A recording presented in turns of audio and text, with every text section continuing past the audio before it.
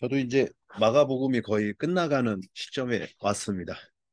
이제 저번 주에 신성 교사님이 마태복음을 마무리해 주시고, 또 저도 이제 마가복음이 이제 장수로는 두 장이지만 또 며칠 또 할지는 모르겠지만 또 이렇게 끝물을 향해서 가고 있습니다.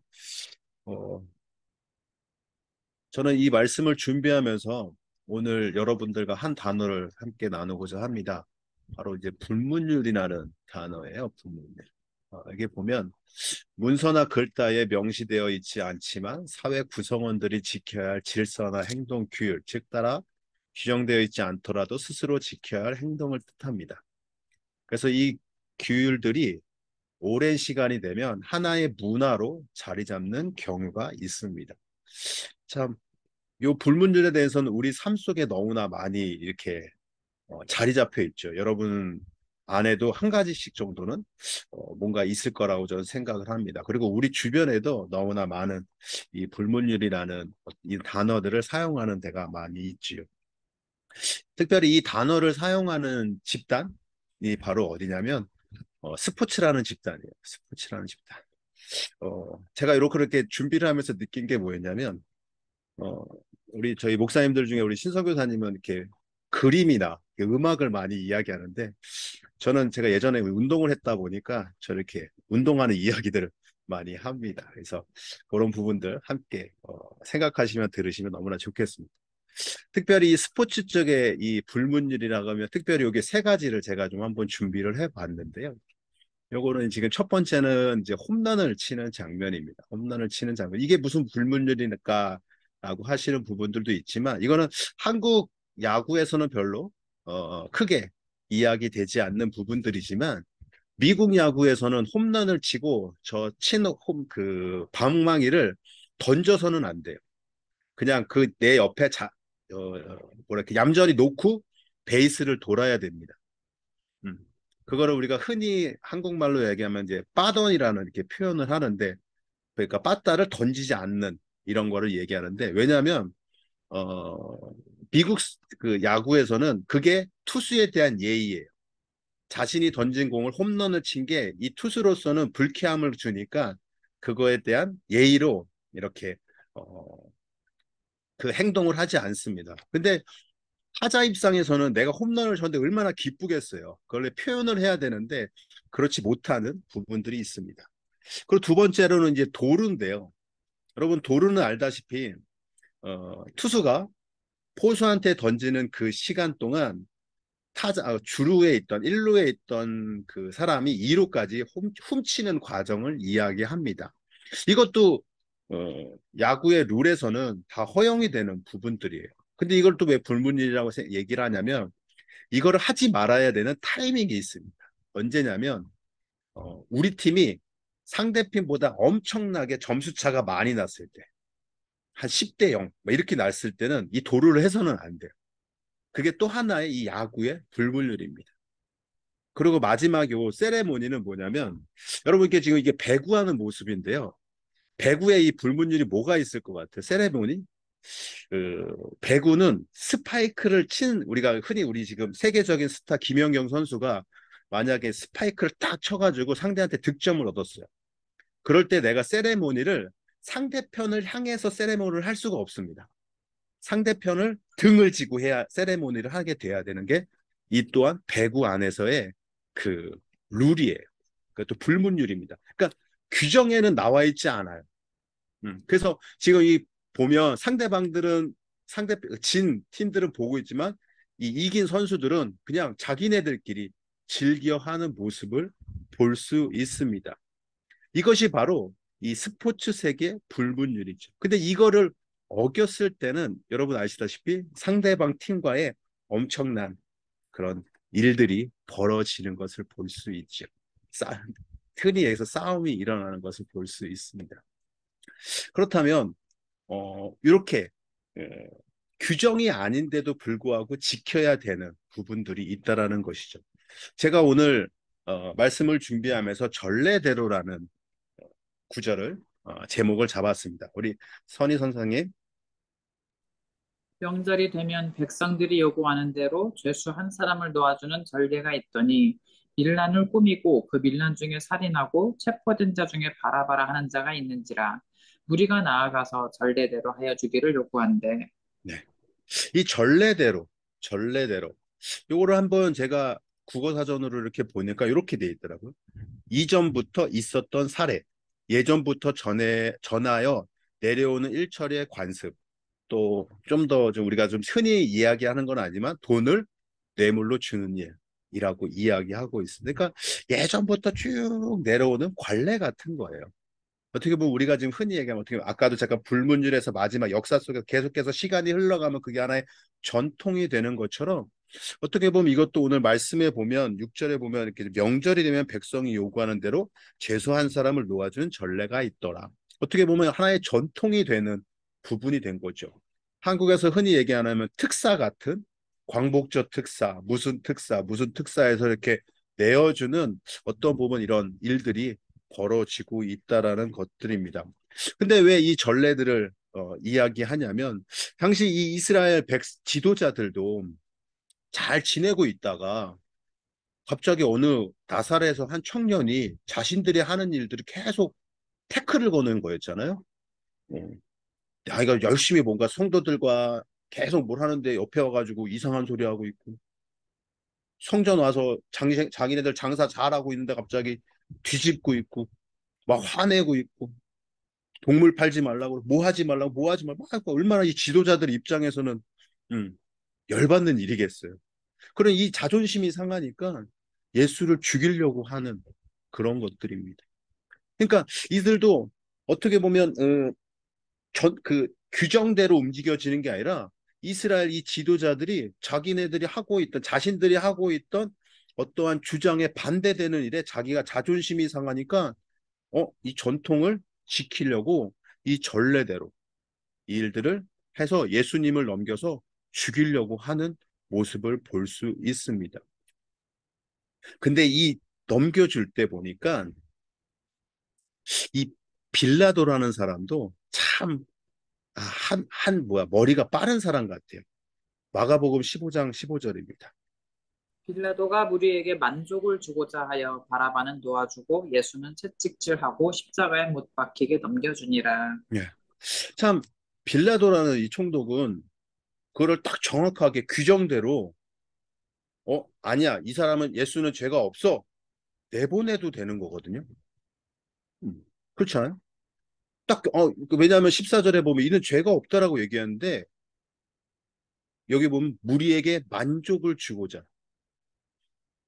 두려운 거죠. 두렵기도 하겠지만, 이 무리들을 즐겁게 해줘야, 이들에게 기쁨을 줘야 내가 또 다음 또 일들을 하는 데 있어서 편하겠구나, 라는 어떠한 이 만족감이 있다라는 것들이죠. 어. 그 생각을 했었겠죠. 그러다 보니까 이 빌라도는 이 예수님을 놓아줄 수도 있었는데도 불구하고 이스라엘 지도자들 그다음에 백성들의 말하는 그에게 그래 니네들 만족을 주기 위해서 이 일들을 하고 있다라는 것이죠. 근데 이게 예수님만 그랬냐? 아까 제가 야구 부분에 이게 아까 상대방이 있는 이 벤치 클리어가 일어납니다. 아까 그 불문율을 어겼을 때 홈런을 쳐서 미국에서 홈런을 쳐서 그 배트를 던져버리면요. 그 선수가 그 다이아몬드 그 1루, 2루, 3루 홈런에 딱 들어오는 순간 상대방 팀이 날아와서 막 치고받고 싸워요. 그리고 도로를 하면요 또 치고받고 싸워요. 음. 근데 이게 심판이요 바로 말리지 않아요. 이게 규정에 어긋난 게 아니거든요. 근데 이 일로 인해서 심판이 바로 말리지 않아요. 한 10분, 한 시간을 좀 딜레이를 해요. 왜냐? 이 일을 통해서 관중들이 좋아하거든요. 관중들이 볼거리가 생기거든요. 야구에 흥미가 저런 거를 하면 저렇게 또 어떠한 경기뿐 아니라 다른 이벤트를 통해서 우리의 눈을 즐겁게 하는구나 라는 것들을 볼 수 있어요. 근데 참 이 심판이다. 아까 빌라도나 정확한 규정 안에서 일들을 해나가야 되는데 그러지 못하는 것이죠. 왜냐하면 규정보다 이 불분율, 전례가 더 위에 있었기 때문이에요. 위에 있었기 때문에. 참 안타까운 거죠. 안타까운 부분이죠. 그래서 마찬가지로 예수님 때도 하나님의 말씀, 예수님의 말씀보다 자기네들이 자존심이 더 위에 있다 보니까 예수님께서 말씀하신 것이 자기들한테 상처가 되니까 전통대로 예수님을 죽이고자 했다라는 것입니다. 이처럼 하나님께 정한 말씀보다 자신들의 유익과 자존심을 지키기 위해서 규칙을 만들어서 주변 사람들의 눈을, 다시 얘기해서 즐거움을 주면서 규정을 잊게 만드는 그 일들을 통해서 살아갔던 게 당시 예수님 시대와 지금의 시대뿐 아니라 또한 시대가 있었죠. 특별히 우리가 매년 10월 마지막 주에 우리는 종교 개혁으로 우리가 또 지켜나갑니다. 여러분, 종교 개혁 시대 너무나 잘 알고 계시죠? 너무나 그 지도자들이 자신들의 유익을 위해서 사람들의 눈을 멀게 하는 시대.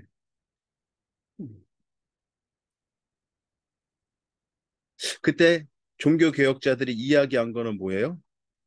성경으로, 단순합니다, 진짜. 성경으로 돌아가자. 그 성경을 통해서 예수님을 바라보자 라고 했던 거였습니다. 근데 아시다시피 이 지도자들이 어땠나요? 그럼에도 불구하고 종교 개혁자들을 죽이면서 자신들의 유익을 챙겨 나간 것이죠. 한번 종교 개혁 시대를 한번 잠깐 이야기하면 여러분 어떠세요? 음, 그 지도자들이 권력을 얻기 위해서 당시 왕보다도 위에 있던 게 교황들이잖아요. 성직자들이잖아요. 그 권력을 얻기 위해서 예, 우리 백성들의 눈을 멀게 하고 참 알아듣지 못하는 라틴어로 이야기하면서 현혹하고 했던 시대입니다.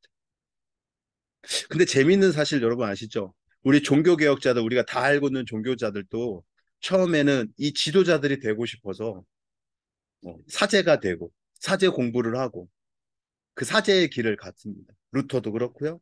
칼빈도 그렇고요. 근데 그들이 그 사제의 삶에 들어가다 보니까 그 사제들과 함께 지내다 보니까 그 지도자들과 지내다 보니까 이거는 아닌 거죠. 하나님의 말씀은 진리는 하나인데 갑자기 진리가 아닌 여러 가지 이야기. 제가 여기다 좀 써놨지만 면죄부라는 어떠한 한 예를 들어서 써놨지. 이거를 만들어서 사람들을 현혹해서 돈을 벌고 자기들의 배를 채우고 자기들의 권력을 더 힘을 주고 자기들의 이름을 더 높이려고 하는 이 사제들의 이 모습 속에서 우리 종교 개혁자들이 어땠나요? 이건 아니다. 라고 해서 진리를 외쳤던 게 우리 종교 개혁의 시대 아닌가요?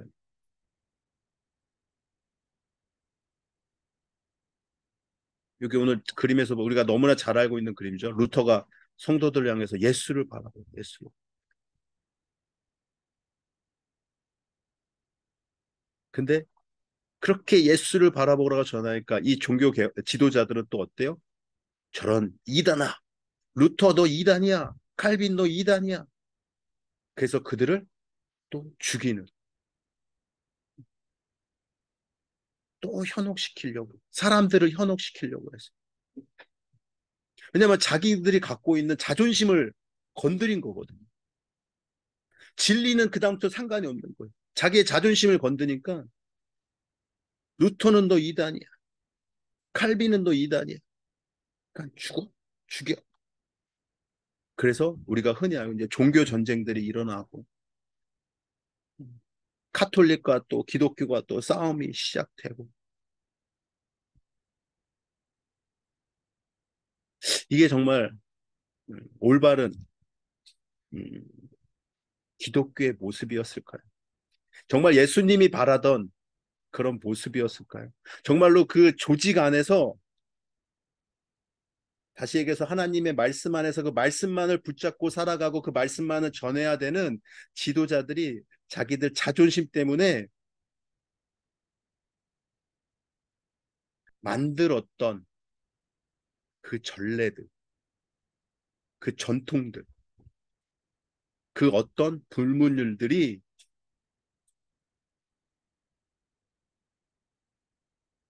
지금 혹시나 우리 안에 있는지 한번 체크해 보셨으면 좋겠어요. 내 안에는 혹시 아직도 그런 것들인지, 아직도 내가 예수 그리스도보다 뭔가 갖고 있는 이 불문율, 전례, 전통, 혹시나 내 자존심을 건드는 것 때문에 예수님을, 하나님을. 근데 이렇게 마무리가 된다라고 하면 그냥 싸움밖에 되지 않는데, 당시 예수님도 그랬고요.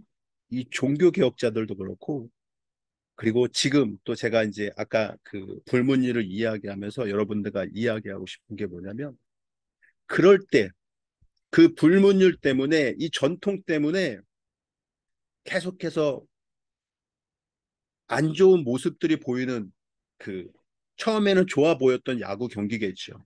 그러나 그게 계속된다면 백성들이 이 관중들이 어떻게 생각할까요? 아, 쟤는 뭐 경기 안 하고 맨날 싸움만 해.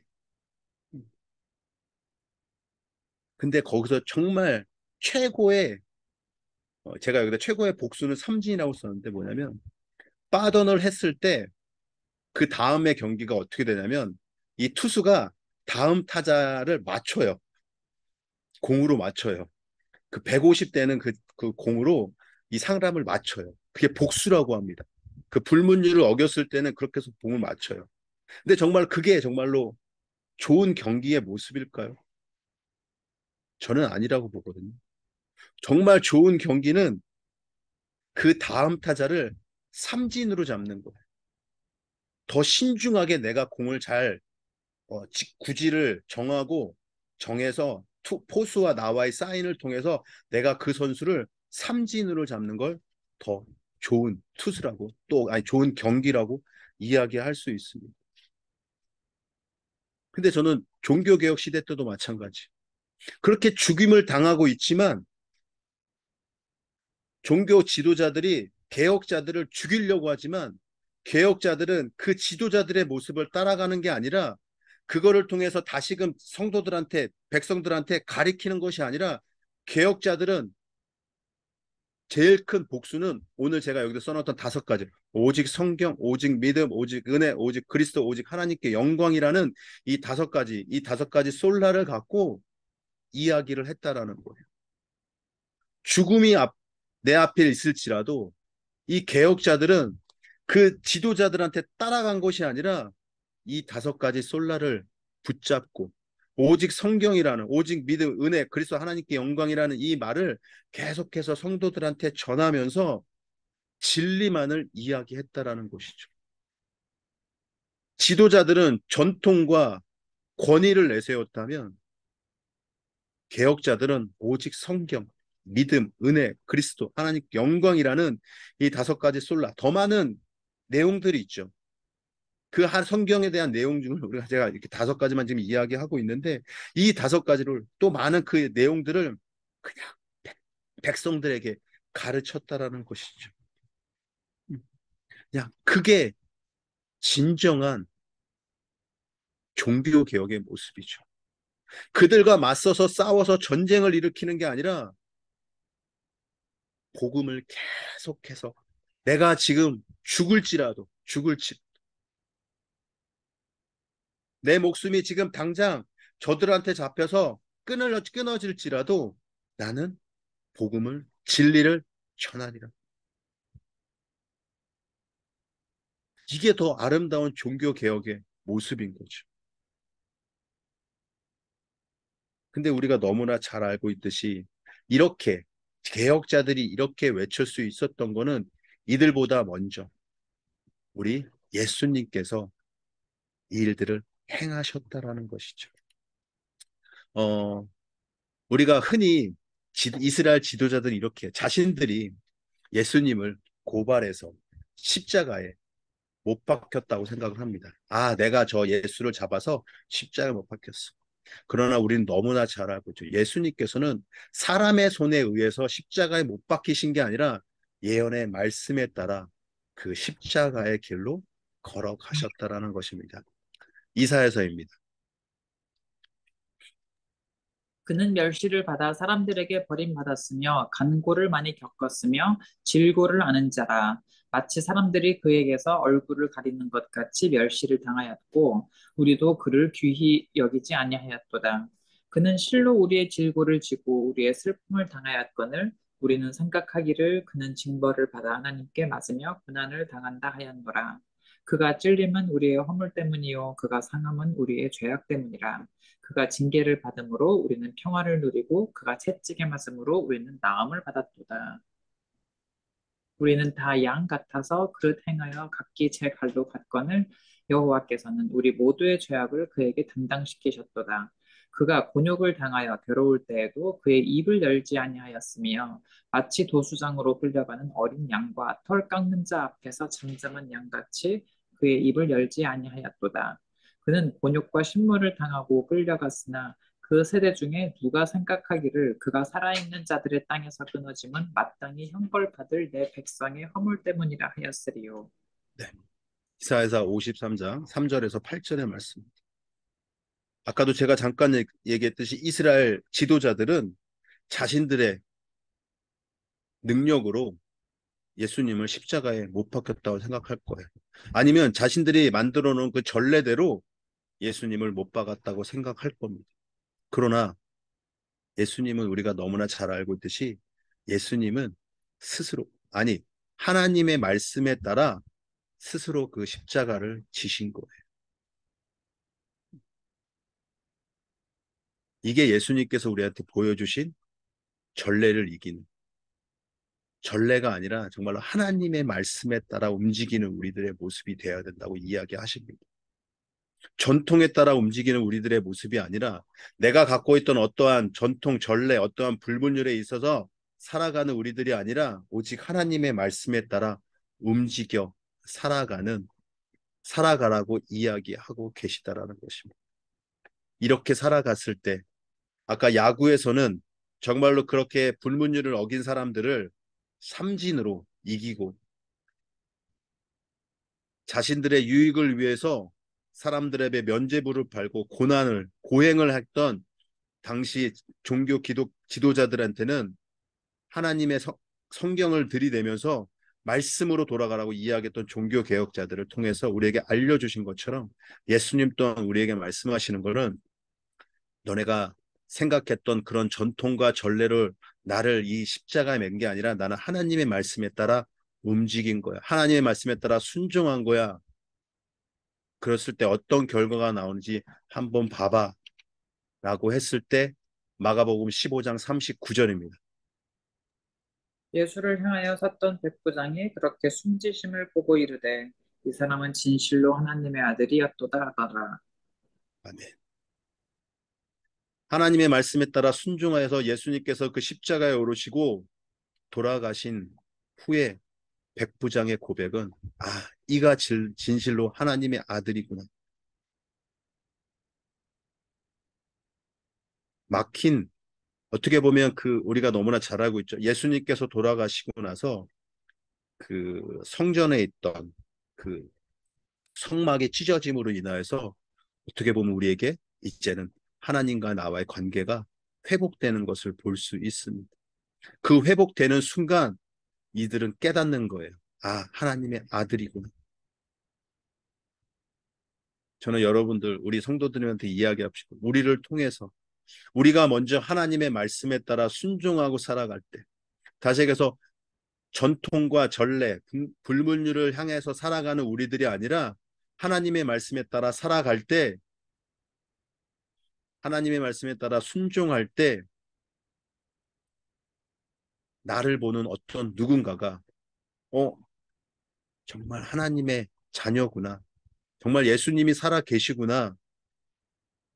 정말 하나님은 살아 계시구나. 라는 이야기를 들을 수 있는 우리들의 삶이 되기를 바라겠습니다. 그렇습니다. 전례와 전통, 문화가 아닌 오직 하나님의 말씀, 하나님의 말씀으로 살아가는 우리가 되길 바라겠습니다. 참 우리 안에는 많은 전례가 있고 전통, 문화, 불문율이 있습니다. 뭐 저도 스스로 다시 한번 돌이켜 보면 제가 갖고 있던 무언가가 있더라고요. 근데 어느 때 보면 그것이 하나님의 말씀보다 앞설 때가 있었어요. 내가 갖고 있던 어떤 고집들, 성격들, 나의 생활 속에 나오는 어떠한 모습들,